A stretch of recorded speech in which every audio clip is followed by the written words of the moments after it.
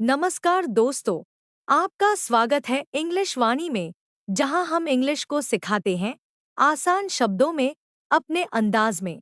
अगर आप इंग्लिश बोलना चाहते हैं या समझना चाहते हैं कि इंग्लिश को सही तरीके से कैसे सीखा जाए, तो आप बिल्कुल सही जगह पर हैं।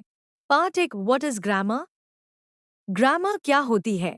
दोस्तों, ग्रामर किसी भी भाषा की रीढ़, बैकबोन होती है। जैसे हमारे शरीर को सीधा रखने के लिए रीढ़ जरूरी है, वैसे ही भाषा को सही ढंग से बोलने और लिखने के लिए ग्रामर जरूरी है।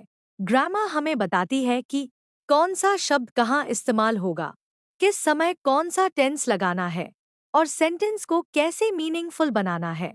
एग्जाम्पल, ही इज गोइंग, वो जा रहा है। ही गोइंग गलत है क्योंकि ग्रामर नहीं लगी। Part 2, why grammar is important? Grammar क्यों जरूरी है? कई लोग कहते हैं ग्रामर याद करने की जरूरत नहीं, लेकिन सच्चाई ये है कि ग्रामर वो मैप है जो आपको रास्ता दिखाता है। अगर ग्रामर नहीं समझी तो इंग्लिश में कॉन्फिडेंट बोलना मुश्किल हो जाता है। एग्जाम्पल, बिना grammar I yesterday go market. Grammar के साथ I went to the market yesterday. Part 3, three pillars of English, तीन स्तंभ। इंग्लिश सीखने के लिए सिर्फ तीन चीजें चाहिए। एक, वोकैब्युलरी शब्दों का भंडार। दो, ग्रामर शब्दों का सही उपयोग। तीन, टेंस समय के हिसाब से बोलना। अगर आप इन तीनों को समझ गए तो आप किसी भी सेंटेंस को बना सकते हैं कॉन्फिडेंट और सही तरीके से। Example, vocabulary, eat. Grammar, he eats an apple. Tense, he ate an apple yesterday. Part 4, roadmap to learn grammar. अब सवाल है, कहाँ से शुरू करें?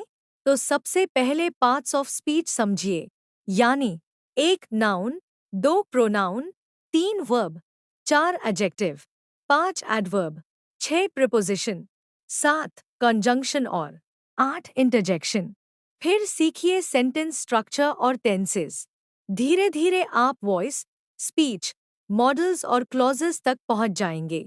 पार्ट 5, प्रैक्टिस मोटिवेशन, अभ्यास और प्रेरणा। ग्रामर एक दिन में नहीं सीखी जा सकती, लेकिन रोज थोड़ा थोड़ा सीखिए। हर दिन सिर्फ 5 से 15 मिनट इंग्लिश वाणी के साथ बिताइए और कुछ हफ्तों में फर्क खुद महसूस करेंगे। सीखना आसान है, बस शुरुआत करनी है।